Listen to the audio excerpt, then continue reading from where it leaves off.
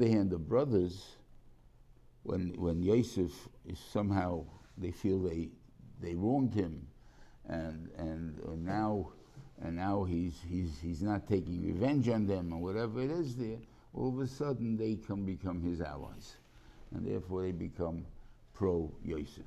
And that's basically what the Stockholm syndrome is. That through being captured, you start to understand then, or you think you understand Yenom's kindness, and therefore now, and he's not treating you that badly, and therefore Mamele, he's not that bad a person, so Mamele, you become loyal towards that person. And this is basically, I think, what happened over here. Now you find Yehuda makes an offer, makes really, the brothers make, it's like three changes here.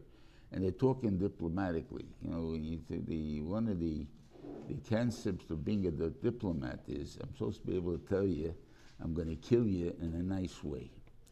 And therefore, that way to avoid it, you're going to not let me kill you because we're going to become friends. And the thing over there, that's what diplomacy is.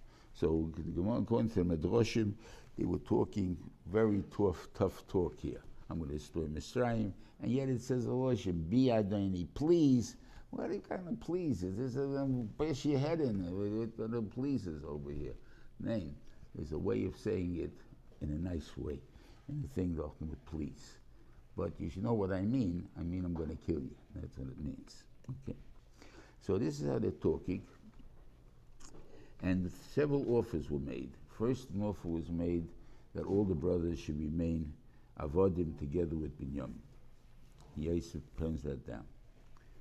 Then he says, okay, I can't go back without him, so therefore I'll become the Eved instead of him. In other words, you only want him, I'll take the Eved. I'm much stronger than he is, I can do a lot more work than he is, I can be more mature than he is, and it would pay for you to keep me. Mashma, from the Shvuah, that Yehuda made, that I'm going to come and put him in front of you. And the thing there, this is not considered a break of that shvuah if I don't return him at all. Now, if nobody comes back, so then it's not an avla. No, I'm still taking care of him. Wherever we are, I'm taking care of him. I promise you I'll take care of him. In the end, I will bring him back.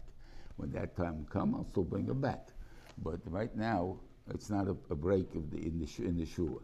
And maybe even if he would go back with the brothers and he did not present him, first he was brought back safely, and therefore he was became his shvuah. But with the mice, but you see that somehow he's still trying to be in that group. Okay. As I said, I don't know if we said it later, there was 3 times that really 4 times that Yosef cries. One when he saw Binyamin, that was in the enemy gates, and then the 2 other times was when he heard Isha Lochiv, that we didn't have Rachmanis on him, and Reuven gives a Musa, that I told you I'll take to by Yeled. He cries over there. He cries the 2nd time right over here. When he's not notified, he's going to tell his brothers who he is. He cries again, and he cries a 3rd time when they tell him in Mitzrayim, when they come back after burying Yaakov, and they tell him that Yaakov told us to tell you that we're sorry, that you shouldn't kill us for the bad things that we did to you. Okay. But no place of any of the Taises did you see that they ever asked the Mechila.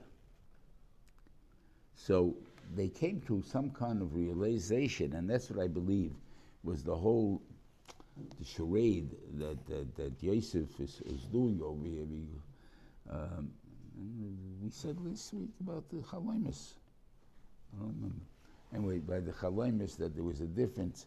When the first time it says he recognized them, we were talking about the physical. The 2nd time, he saw he couldn't hurt them.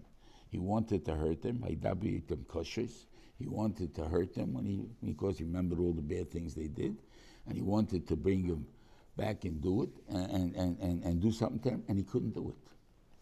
And therefore, he treated them like brothers, and they didn't treat him because they actually put him into the ditch, and they were going to sell him and whatever it is. So obviously, they were able to do something that he wasn't able to do, even though he felt more justified in doing it if he was able to do it. That was the thing as far as coming into that he recognized. And then it says, he remembered the dreams right after the second time, and remembered that obviously it means that I'm supposed to make a place for them. That's my job as a thing there. And this is what he saw in the 3 times that they realized they may have done something wrong, but they messed the boat of what they did wrong. Now, it was the first time they felt they did wrong only because they had Rachmanis on him. But the fact that he's chayiv misa, that they held he was chayiv. So, and that they never changed their minds from. And that's why they never asked mechila, because they never, and that part we feel that we were justified. Maybe we should have had Rachmanis, maybe we should have taken Yaakov into a vin, and then, but to believe what Reuven held, al techtu by Yeled, that they didn't feel. And whatever it is there. And Yosef never forgave them, so that sin remained all times, and that came out in the 2 Malchus, and then ultimately will end, hopefully, when Mashiach comes, there will only be 1 Melech as a Nevi'im, say over here, on these seders. Okay. Now, when he explains everything to them, he says it's an interesting thing. He says, I said, I'm Yosef, that you sold to Mitzrayim, even though he already knew that Reuven was not involved in that, because he overheard the conversation between them, and then he told Maltechtu by Yeled, and over here, like when they told you sold me, and he probably looked around like he was stunned, or who sold what? He didn't know anything that sold him. They thought they cut Chagagsis, even though some of the Mefarshim learned that they told this to Yosef right away. I mean to Yehuda, to Reuven right away, that they sold Yosef and stuff like that. He went along with the act. But from the normal thing, it's not mashma that way. That the first time that he wasn't there, he didn't see. There was no reason for them to tell him, and so why should they tell it to him? Okay, but he says a very interesting thing here. Yosef, and this is something how we have to look at how we look at Hashgacha Pratis. V'ata, he says, now, al teotzfu al tiyecha beinechem, don't be upset that you sold me here. Why? Because God sent me to make a life for you. Kizesh Nasayim Orov, the 2 years of the hunger are gone, right? And there's 5 more years to go. And there's Ocharish. And God's made me Losem Lechem Shelas Baruch Tzachas Kolchon. To make for you the plate together. So why am I here? Because God in his wisdom intended that I should save you, and he sent there because the hunger was coming. But there's different ways of looking at it. We're taught, I think also by some Madoshim, that the Loshin is, why did the hunger happen? To get Yaakov to go down to Mitzrayim. If he didn't, because if he wouldn't have gone because of the hunger, they would have taken him down with chains to get him down. The Golus has to start, and therefore you got to go to Mitzrayim. There's no question about it. So now, if that's the case, I didn't save you. I gave you 2 years of hunger for nothing. In other words, if you would have gone before, you wouldn't have been no hunger, right? So the only reason you would have gone there was hunger, and so why am I saving anybody? So I'm saying. So when things happen, which is the ikazach that's happening, and a lot of times we will uptight, or this happened because of this thing, and we look at it for ourselves, and that may be an answer, but it may not be the answer. The Rebbeinu Shem, you see, can have under cheshbonis. I brought the hunger because it is, but now that I bring the hunger, I have to have someone that's going to save you from the hunger, and I have to have this, and therefore all these things are taking place. But Lamaisa, that's not the reason to say I didn't have to bring the hunger in the first place. I didn't have anything over there. So therefore, it's a question of how to look at things when things happen.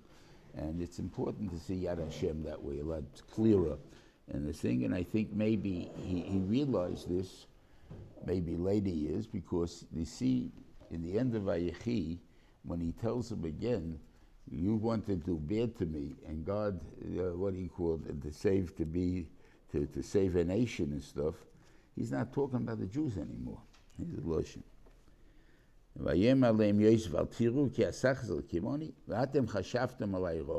You wanted to do bad to me. God wanted the good. To save a whole nation. Now, before you told me to save us, you didn't talk about saving any other nation. You're not talking about us. So why did you change your mind all of a sudden? I'm living 17 years, and the last 5 years didn't happen. If the last 5 years didn't happen, you don't find that Pari comes along and says, he fooled us into this job. And in Emerson, you have a question: why did the Benjamin give the dream of 7 years if it's only going to be 2 years? I mean, you're just given what do you call it? And we'll see that the 2 years at the end, when he gets to the Shvi, we'll see that the actual 2 years was actually all that he needed to cow Mitzrayim and everybody else. So it says he doesn't need more than 2 years. So why was it 7 years? Could be that just the point of making a yish on the part of Mitzrayim. In other words, 7 years and 7 years of hunger. How are you going to last? And the first, they had no idea what hunger means. This is the first. They had Avram had a hunger, Yitzchak had a hunger. So this is Movadas with the third hunger. So they maybe do have an idea of what a hunger means, but not from Mitzrayim. Mitzrayim never had a hunger, so they didn't have any idea what hunger means, as far as they can say. But 7 years is a long time. And if they saw the first 2 years, and if they really appreciated, they didn't have to go through the next 5 years. They didn't know how you can do it. But if originally we would have told them only 2 years, maybe they would have held out and said, 2 years, we don't have food, but we're not willing to become slaves because of that or anything else. So therefore, maybe they would have held off. So therefore, that he didn't do. So maybe that's why you needed the 7 years. Okay. And I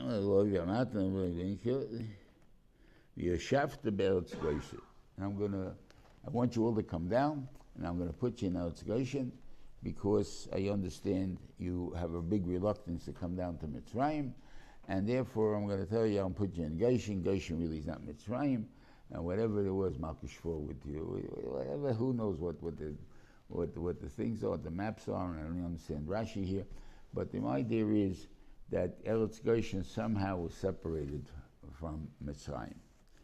And by looking at it that way, that it's separate, that it's not Mitzrayim, then we understand the Psukim a little bit different than Rashi seems to understand them. Rashi puts Goshen into Mitzrayim.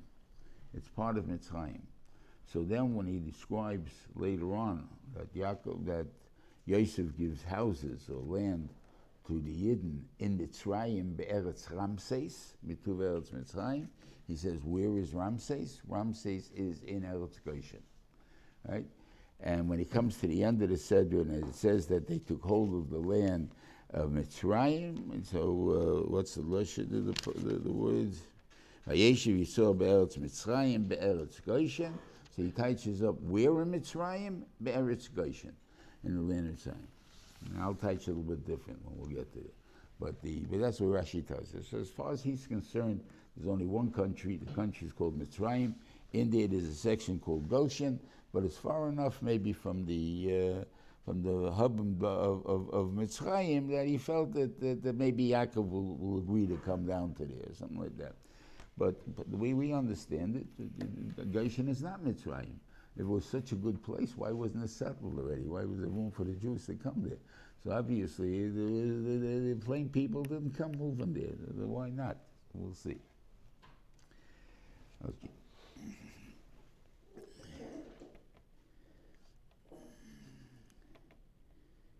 Okay, they all heard about Parah, and they seen them. And I say, this is the question that, again, this is one of the nisim, I guess, that happened there. They didn't question, or some kind of, aren't these the guys that Joseph was claiming are spies, and they're his brothers now? How'd they get to be his brothers? He didn't recognize them? How could he didn't recognize his brothers? Right? That would be the first question they should ask. So you made a fool out of yourself. And things. He took the gamble to order somehow to be able to ask him Mechila. He wanted them to ask him Mechila. And I can't be Mechila until you ask me Mechila. And I can't, and if you don't feel you did me an avla, I can't be Mechila. So if that's the case, the only reason I was trying to get you to ask me mechila so I can be meichel you, so l'chayri put it in a big sakana. It had to be something that was very important to Klal Yisrael.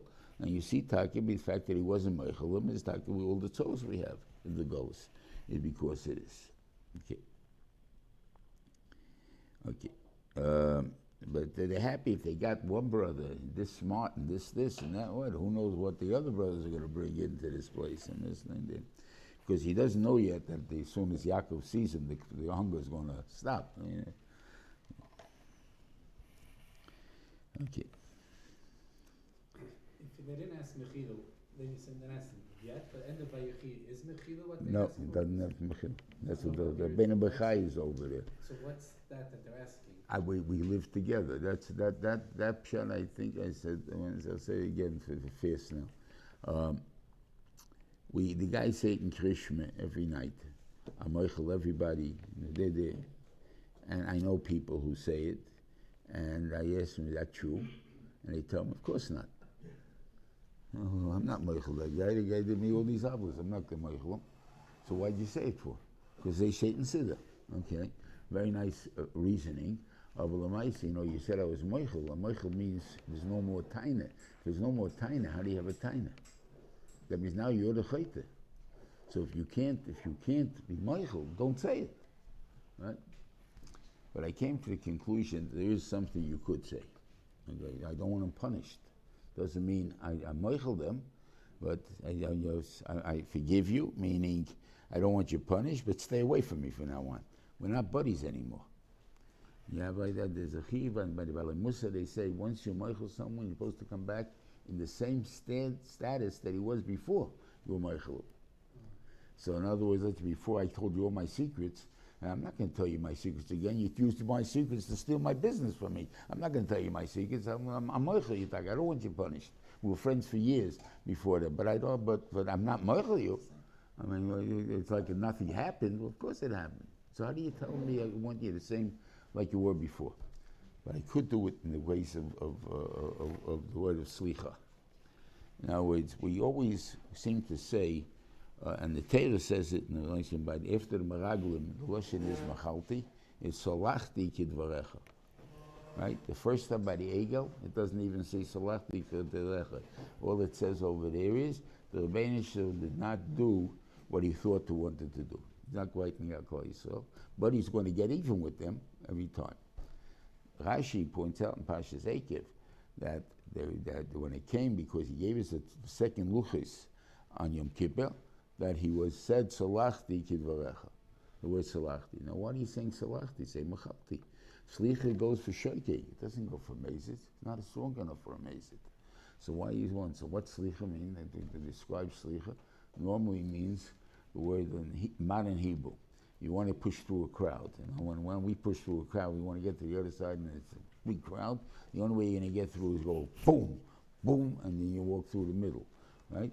So what do you do when you hit the guy in the kishkis? You say to him, Slicha. Oh, Slicha. Excuse me. Excuse me. Okay. He said, excuse me. But it hurt. He's saying, excuse me anyway. But Lamaisi, he didn't mean it. He said, excuse me. That's a shogeg.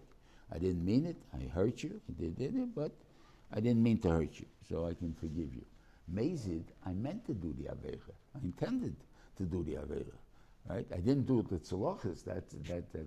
That's Poshaiti. But Avisi, that I want to do the Aveira, I did. I know you were against it, and I know I'm going to hurt you, and I still do it. Right? That means Mechila already. That's not a Poshet Azach. So when you're saying to me, I give Solachti Kidvarecha, you're not giving me the full Slicha. You're not giving me the full Kapara for whatever forgiveness. You're just telling me whatever would take for a Shogeg, you were stupid, you're not that, maybe I can give you Slicha. But I can't give you for mechila. So that means I'm angry at you somehow. So that's the step of I'm not buddies with you yet, but we can live together. In other words, we'll continue like two enemies. Us and the Japanese, us and the Germans, and during the war, right? And now we live with them. No, because I can forgive you for everything you've done to me, and I can help you and be your friend. But I'm not going to treat you the same. I can tell you my secrets because I don't know. I see you're not as good of a person as I thought you So, were. so therefore, I still have tainas on you.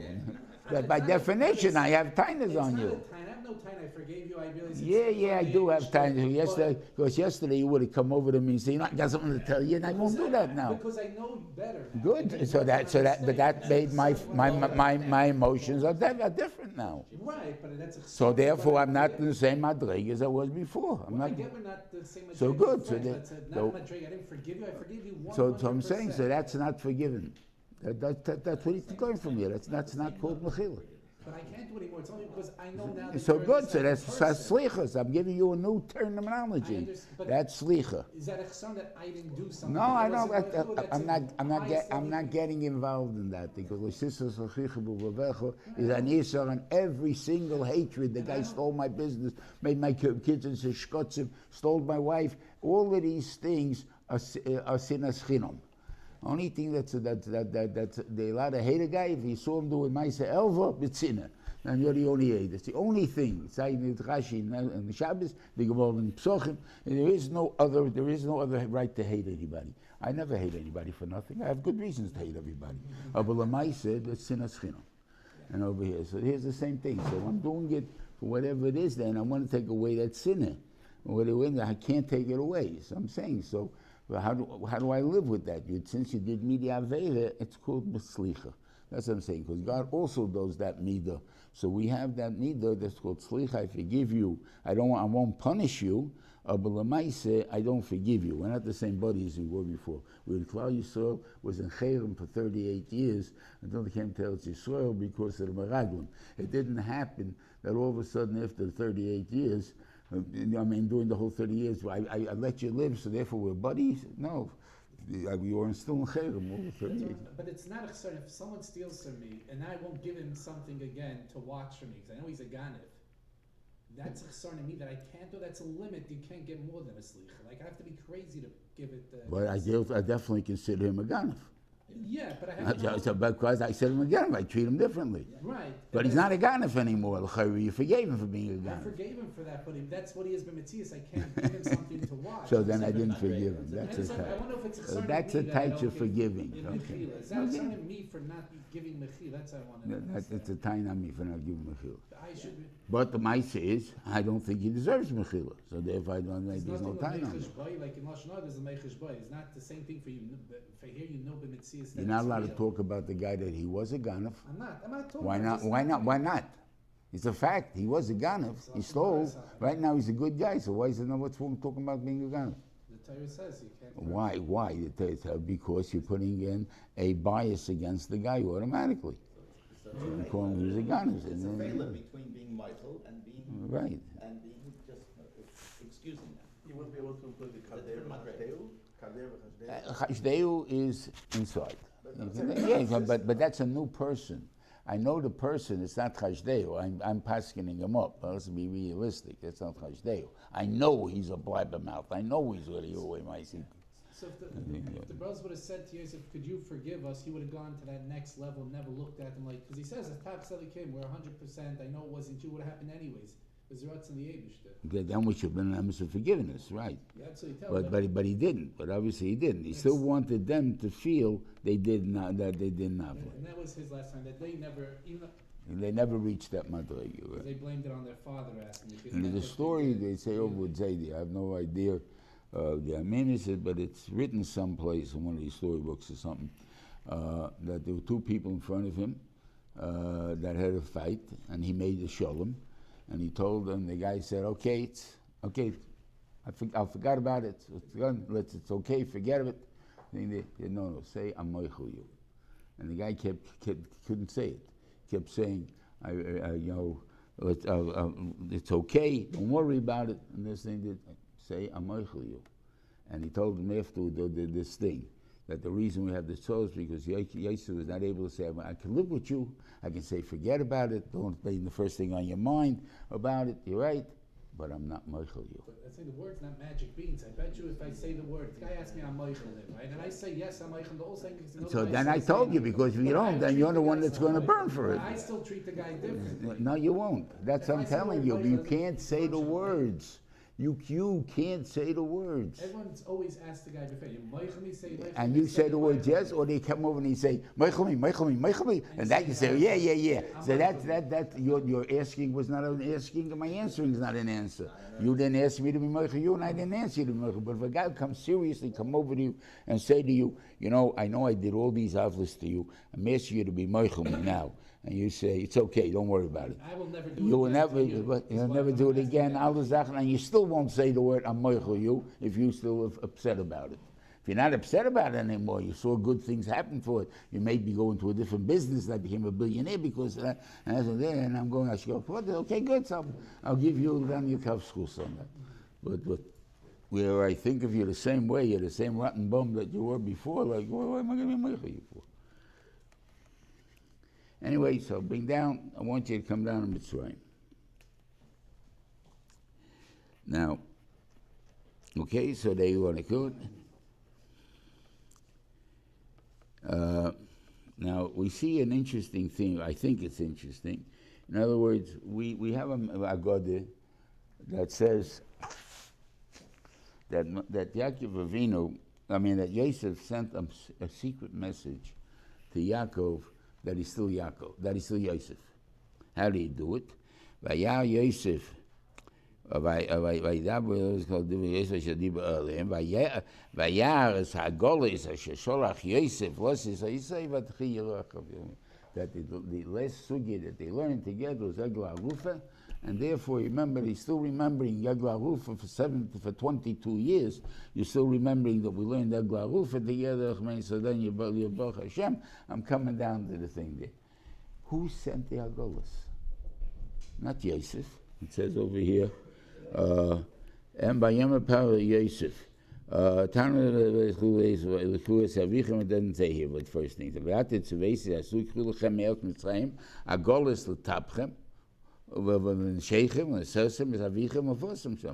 And therefore, Vayasi came in a Yisrael, Vayiten lohem Yosef, Agolis al Pipari, Vayiten lohem, it was all Pari.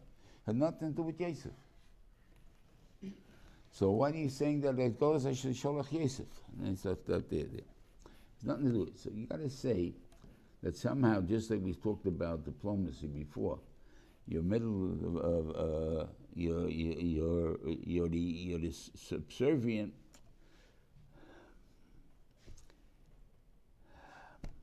The president has a bunch of secretaries.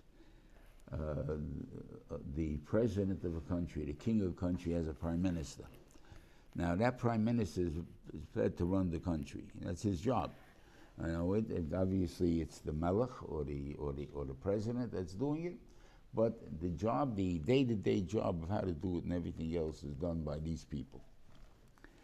And the guy wants to do something that he thinks is beneficial for the country, but I don't know how the president's going to go about with it. So he drops hints, he drops derachim, he leaves papers that say that this is the best method to do, and whatever. And then finally, when we actually have to discuss it, and the stuff that and the president already has an idea, and he saw it. Mask the thing. So you can say that Yosef was planning this whole time already. So he's planning already how to get Pari to give advice how to bring down Yosef. So he throws some kind of things there. Okay, so that means that he has his influence on Pari to such an extent that Pari suggests the things he wanted that should be sent down. Okay, that can be done that way. Or you can say that that's exactly how he did it, but if Pari wouldn't have caught the Eitzah, he would have found a different method of doing it. But this happened to be. But that's how you work with your superiors. In other words, is that you make them think that your ideas are theirs. I mean, that's basically it, and then you let it do it. So that's what he did. And he saw the thing there. So okay, see, I'm going down to see him before I die. His intention was not to go there for a long time. Well, he didn't know what the Rebbeinu Shem wanted. Now the Rebbeinu Shem comes to him, he comes to Beersheba.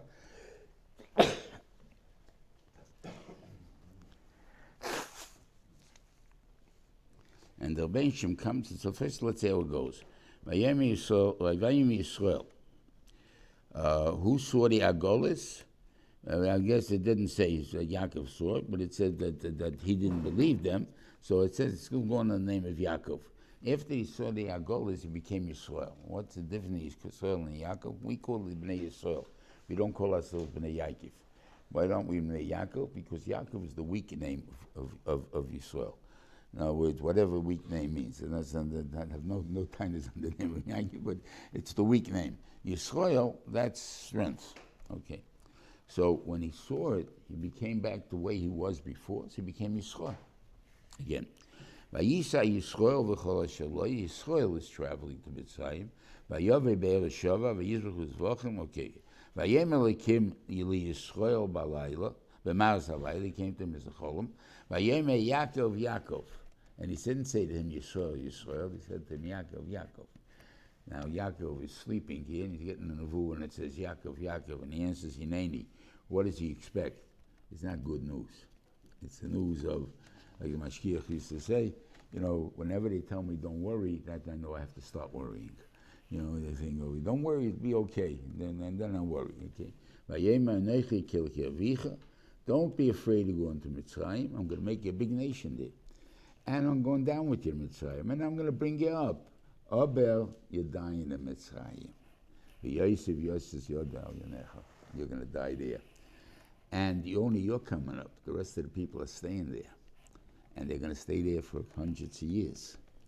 So Yaakov got up in Beersheba. A weak name. In other words, I know now anything there. And the Bnei Yisrael carried Yaakov because he didn't tell them what the cholam. So they were still going down with that strong thing. And so the Bnei Yisrael were carrying Yaakov Aviyim. Okay, and it's important when to tell something to somebody. I have two cases, I think. In other words, Yaakov, you don't find that Yaakov told them was coming, was staying there. Okay, they may have gotten the message after a while, but at that time they didn't get it. Bad news is no yichus to pass on to you. What's the purpose of it? What are you going to do about it? You're not going to do anything about it anyway, so we will go on anyway. Okay. So, by two particular mices, that sometimes you got to tell a guy, you know, you're dying. You better do something about it. What am I dying?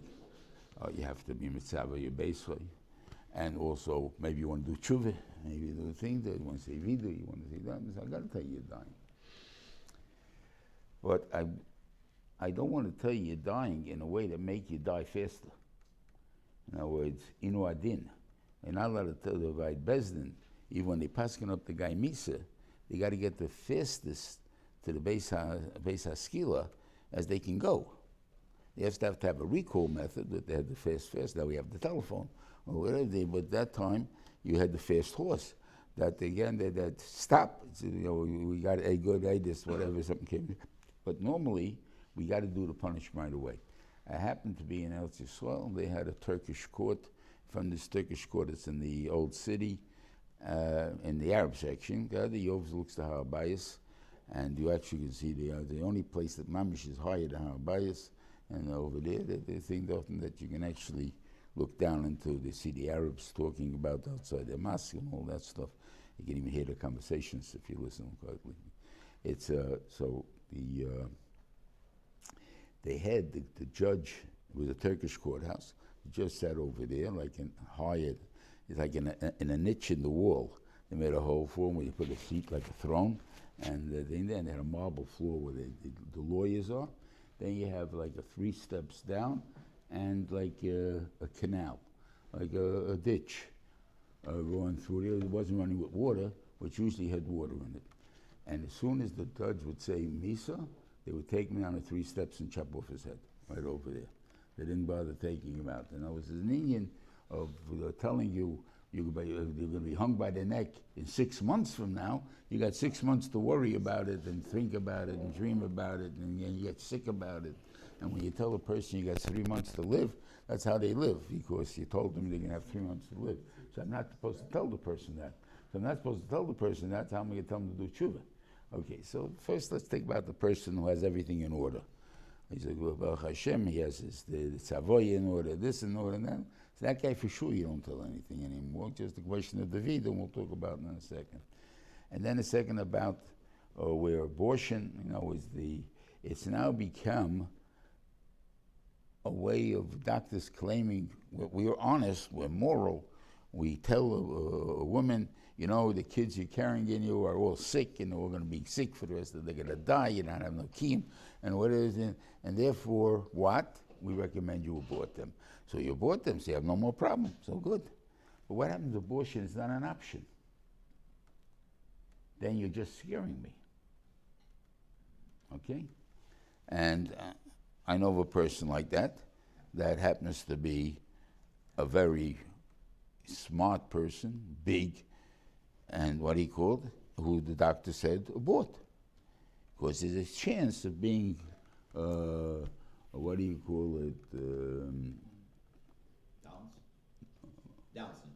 Down syndrome. And therefore I recommend you do it. And because by them it's no big deal. You killed the kid, so what's the difference, So I happen to be healthy, so I made a mistake, big deal. But you can't sue me. But what if in case he's born down and I didn't tell you, you can sue me to support him for the rest of his life. That's the thing there. And therefore, because you can be sued like that, no doctor is going to take that chance of being occupied in that way, because they'll take all the money, all the insurance they'll ever have, or whatever it is. He's out of business. Is for that. So therefore, now I tell them the truth. I tell them what has to be. They have to know. What's the mitzvah of knowing? Who telling you the mitzvah to know? Okay, good. So now, how do you tell someone to do tshuva and zivida? I think these things, and people do reach this madrega. Person is in this machlet, or whatever machlis they have, and he's going to die. And you feel getting worse and worse. Even the cancers that you don't feel for years, it only comes in the last month of your life. Pancreas cancer, which is pretty much, that's it. And the mice is there, but there's no pain in it until about the last month. But the last month, you feel so bad, I know somehow it's not good. I feel like I'm dying. You feel like you're dying, so he's telling you the story, The doctor keeps telling me I'll be okay, and I say I don't feel good. So the guy, you're the Vayigash. Well, say, so what's bothering you? You want to say vida? That's the thing make you feel better. Say vida. We'll say vida now. Let's say vida. Vida you can say 100 times. Doesn't make a difference. So let's say vida. And therefore you didn't tell him, and the guy feels better. He said vida, and then what he called, and then what he did. But the mice, just tell the guy he's going to die. All you did is kill him. You took away 2 months of his life. You took away whatever left of his life. You just killed him. So I thought that they should be chayv, I thought there's only where the guy already has everything set up, because otherwise Yavim down should be chayv. Right. Yeah. Right. He didn't know. Okay. Also, we can't tell someone that they're gonna. Okay. Now it's a. And they took everything with them. They took all the nechosim. Why did they do them? Take all the nechosim? I mean, he's telling you beferish. Don't worry about what you forget. Where's the Goshen? He's saying things to them. Also, I'll be paray. He says, he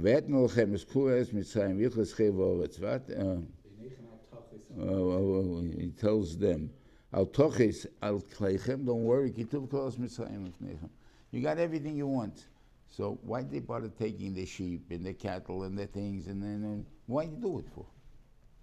Elavos, you're right, but Mitzrayim will support you no matter what.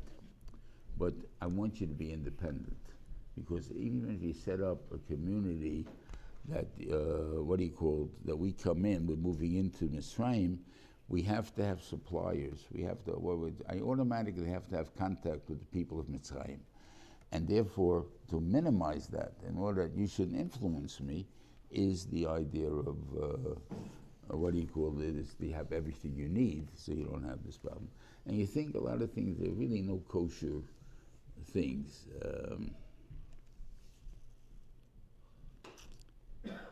Forget the name of this paper. You know, I think you only put out 2 issues. The guy who made Birthright. Brafman? Is he the one? I don't think so. I thought this- Anyway, whoever who made it, he is a kaifer be'ikir. Who's Steinhardt? Who? Steinhardt? No. Whatever it is, it's a guy. He used to be part of the board in YU, and he told the board that you guys are all too frum for the world. You got to be Shregah. Freiheit is the way to go. They don't like, he hates from the Yidden, he doesn't hate the whole thing over there. He put out a magazine. And I got 2 covers. The first one was about the Russians and kill of Russians in there, and but no place that have a yarmulke in there or anything of that sort. And there was thing there, and also you see how I don't remember how in that one, but the second issue was about maintaining the American culture in Israel. You moved to Israel, but you should still be a Chicago White Sox player. They won the World Series one time, yeah. So you should be the White Sox fan.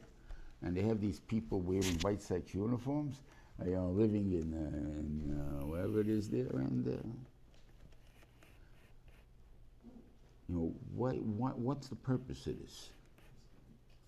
Rosh Hashiva should know it was Charles Brafman and Michael Steinhardt. And who's the second one? Michael Steinhardt. Steinhardt is there. Steinhardt, we should. I'm talking about Steinhardt. Okay. Well, you were right at least at the airport. Okay. But Steinhardt is the guy. But he's so anyway.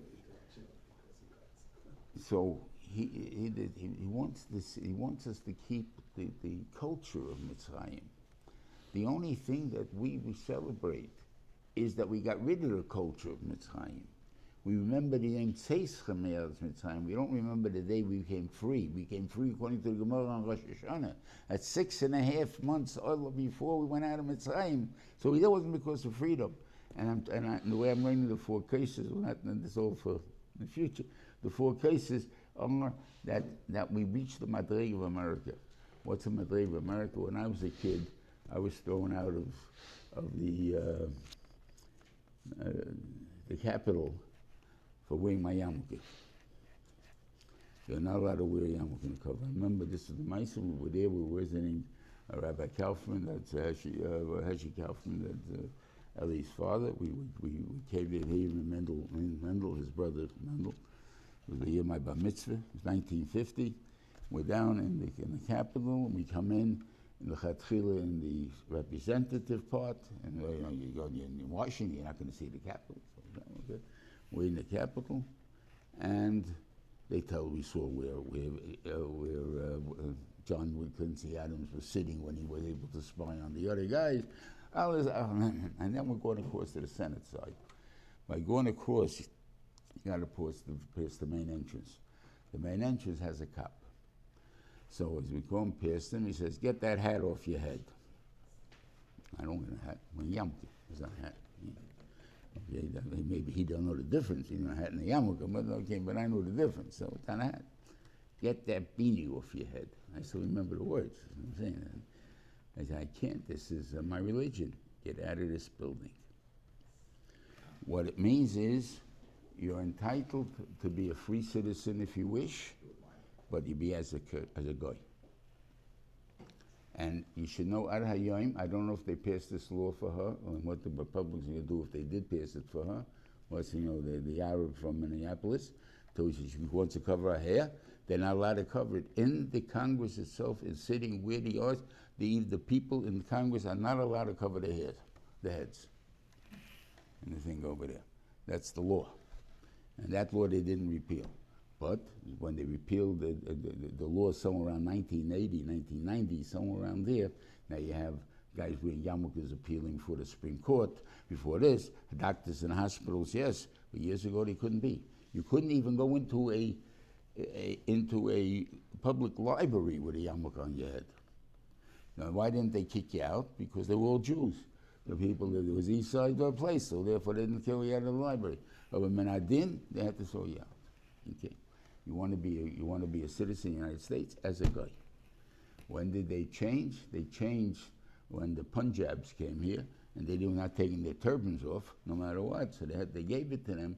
So therefore, that's the Hevesi, the fifth one. Once you have a country, then okay, he's an Israeli, he's this, he's that. You want to be an American, though, you can't be American Jew. You can't. There's no such thing. So therefore, when they let you now take the test only, I'm a Shabbos observer and I can't take the test on Shabbos, now they change the date for you. But that's all that happened later. Those are the four madrigas of freedom. From Avodas Perech, Avodah, second-class citizen and a full citizen. And the thing over there, and assume that all of that happened before we went out of Mitzrayim. So why do you need Makmas Chayos? They're not keeping you here. But one day, you're a free man. What's out you do there? But I have the culture of Mitzrayim in me. My dreams, I have the American dream as the dream. It's not, I don't have the Yiddish dream. I have the American dream as the dream. We're going to win the state championship, and we're going to win this, and we're going to do that, and I'm going to have a house, and I'm going to have this. But I haven't got the dream of Zaina Yid. That's the part that we have to get out of. And we see, though, that this affected us in Germany for sure. Ich bin a Deutsch of the Jewish, of the, what do you call the Mosaic persuasion. That's who I am, but I'm really a German. No, you're not, you're a Jew. And then really the language translates it too. Everybody is a Chinese American, a Japanese American, right? Everybody, and we're an American Jew. What's the chilik? Which is the adjective and which is the noun? You're a Jew. That's from England. Well, what kind of Jew is a Shaili, an American, this and that? But you're a Jew. We hate Jews. That's the thing, though.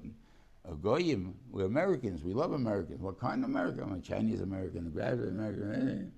You don't have a Jewish American. You have an American Jew. That's the chilik. It's in the language. You never heard of a person calling us a Jewish American. Okay. Now he sends us down. We go down to Mitzrayim.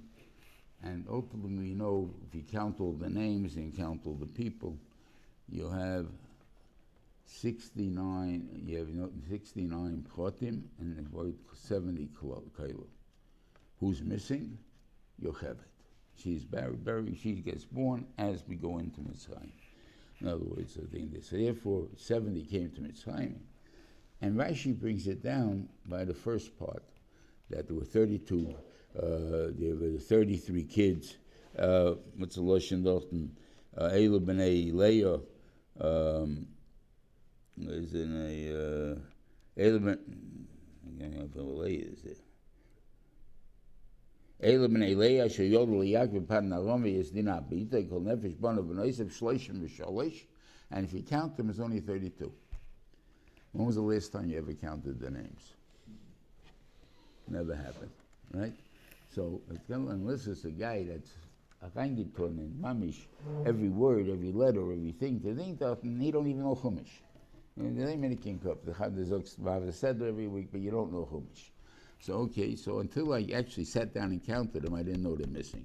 Rashi brings down over here, you count only 32 with protis, and you know it says 33, so that's, there's a better place to put it down, more obvious place. In the end, the math was terrible. Kol hanefesh abor liYakov Mitzrayim shishim v'sheish, right? V'nei Yosef asher yodlo Mitzrayim nefesh noyim. Kol hanefesh abor b'Yakov Mitzrayim shivim. 66 and 3 add up to what? 69, not 70. So what's next to the 70? So here would have been the place. Why are you saying 70? Oh, because Yachab was born in Mitzrayim. So why'd you mention over there, not here? Because you wouldn't know who's missing. So he puts it out by the cases, by Leah. You know that's when Leah missing. Over here you would know it's a Jew is missing. Where, whom, what, when, we don't know. So that's why he put it over there. Or at least that's why Rashi is telling it to be over there. Because this is from Leah that's missing. It's obvious it's from Leah. Okay. He sends Yehuda to make a yeshiva. This is really why he had the chalomis, I would assume. was you're going to be in Mitzrayim many years. Your brothers are coming to you, and you're going to take care of them. And how do you know that that's the dream? Because the dream isn't that we were he and his brothers. It doesn't say his brothers bowed to him. The brothers alumos bowed to his aluma. So it has to do with food. It has nothing to do with me and you. So therefore, what made you think about whatever? That was the sin and the action, the misaction. So we're talking about food. But you know they're coming. Or if you would remember the dream, when you got sold and everything else, and you got into power at least, at that time you would have at least thought about it. But you didn't think about it then either. You didn't do anything about Goshen. In other words, now when I saw my brothers, I remember, so he first started to think about it then. He didn't build up any mokum for yeshiva. Now who am I going to build a yeshiva for? Well, let's be right, there's nobody there. There's nothing to build a yeshiva for. Or at least where am I going to build the yeshiva? I got to have a piece of land put away, maybe a building put away for them already when they come down and stuff like that. He didn't do anything. So when I was in Telz, when they were doing Chanukas Habayis, we went to visit the Shiva. They made for their dormitory, and so then they made for the Beis Medrash, and the Motel got up to speak, and he said that the reason that we're building such fancy stuff, no yeshivas had such fancy stuff at that time, he said is because he sent Yehuda, which is Malchus, and not Levi. He should have sent the Rosh Yeshiva to build the yeshiva, right? Levi. Why is he sending Yehuda? Why is he sending the Melech for? So because the Melech is going to build it where people want to be part of it. And at that time, I've gifted also told me we should start thinking of going to starting the yeshiva, and that's what we were doing. Then we got he was saying, how I talk to parents. Parents come to me and they say, you're building such a magnificent building, and they say, when they used to come to the old building, I tell them, how that cup, you should leave them alone, let them learn. And the parent says, what are you, crazy? I don't want my son to be an Oraman and everything. I want him to be a rich guy. I want him to be a businessman, or something like that. So I don't want it to be this. So I can't sell the job. I show him the building. Rosh Yeshiva has a building like that. Oh, my kid is in Rosh Yeshiva too. Don't make a difference. That was his, they tell him that. And a joke, so, but it's understood to a certain extent. And you can hear it. The Maisa had no kiyum because 4/5 of Klal Yisrael died. Why? Because if we learned the way I just said before, the freedom was, they were free and everything else, why shouldn't we stay in Mitzrayim? Lakewood's a nice place to live. Why shouldn't I stay there? Munsey's a good place to live. Why shouldn't I stay here? What do I have to go to Eretz Yisrael for? And live in a free country? We'll go to the West Bank and live among Arabs? Why wouldn't they do that? Right? Stay there. So that's the reason. Okay, so anyway, it had no kiyum. And that could be because he didn't build it up originally. Could be. It was too fast and too, what do you call it? And the Yetzirahs grabbed hold of it. And this is really what it told us. And this is, now I'm going to touch up what he did. Okay. He brought 5 brothers. He told us again, Chaz over again, the way to live in Golus is make the Goyim feel superior to you. In other words, why? I'll put 5 guys, tell them that you're Roy Tzoyin. Why? Ki soy avas Mitzrayim kol Roy Tzoyin. They gave him to eat levadei, Mitzrayim levadim. Why? Ki soy avas Mitzrayim lechel lecha mima ivrim. They can't eat with me. In other words, you don't want to socialize, not that I don't want to socialize with you, you don't want to socialize with me. And therefore I can be your boss and everything else, but you won't invite me to the parties and stuff like that. So therefore I won't be socialized with you. And that's what he told us, the eights, if you want to live in Golus. Once you become part of them and stuff like that, then the thing comes into you automatically.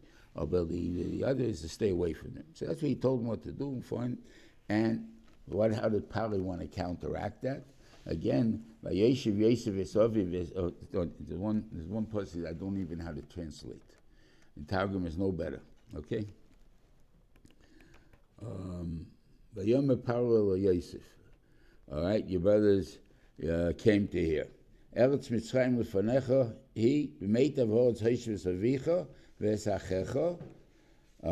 You should settle your father and your brothers. Esnachta.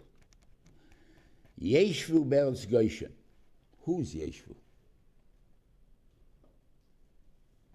Right? So now I want them in Mitzrayim. I don't want them in Eretz Goshen. Right now they told me they came to Eretz Goshen because of Mira. But I was saying, I'm not living there, but I want you to make sure you give them houses in Mitzrayim in order that they should have to be involved in Mitzrayim, and therefore they're ultimately going to assimilate.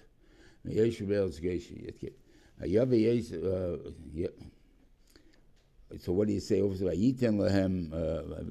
After Shvi, so Vayeshiv Yosef Esaviv Esacha Vayitan Lehem Achuzah Be'eretz Mitzrayim V'meitav ha'oretz Be'eretz Ramses. It doesn't say the word Goshen here. This is the point that I want to tell. That's the best of Mitzrayim Taka. He gave him houses there. But where did they live? They lived in Eretz Goshen.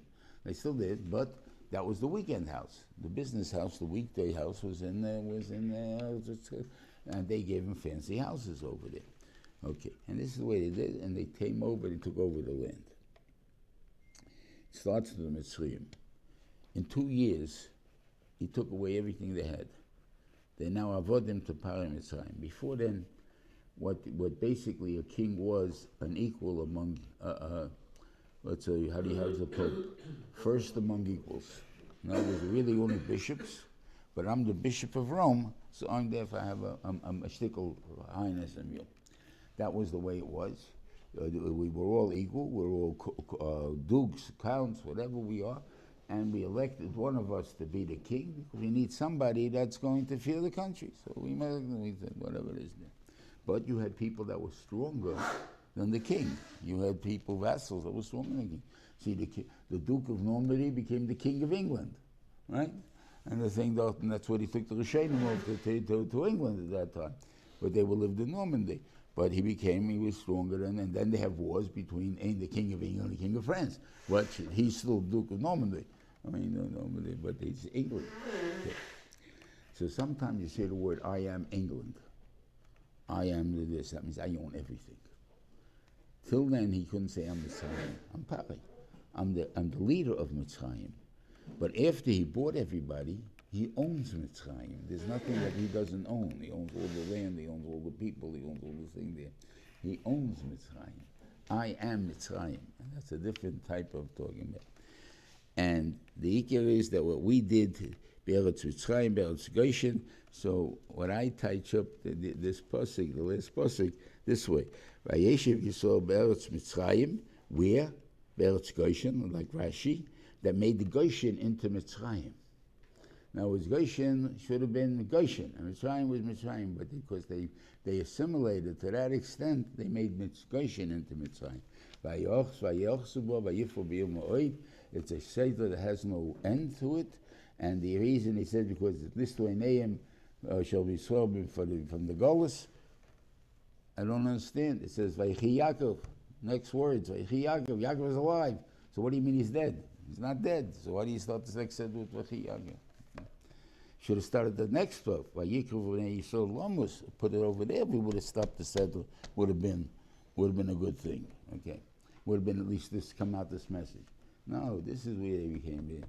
Yaakov's living in Mitzrayim. Yaakov is living in our section. The shiftei car there. The mishpachas are there, and we all become shkotzim, even though they're there. Why? Because no one stops us. We're in America. You have all the big rabbis are here. Guys still became shkotzim. Didn't make a difference. Why? Because the Yetzer Haras of the outside became such a big one, and we're able to take them. The only country in the world since Mitzrayim that we're able to do that with is America. And that's why we became so big in America. We have congressmen and lawyers and what do you call it, governors and senators and what do you call it, that you had, that were Jews. They're Jews, right? we're part of the country, where this is our culture, this is us this, it's a free country, they were good to us for all these years and so on. We're able to become free, mamish free. Now you have your choice. You're a Yid or not. And that's what we're facing. Baruch Hashem, we all chose to be a Yid. And Yetzer Hashem is a Zeicha Zayin to be a Shleima b'meir b'yameinu.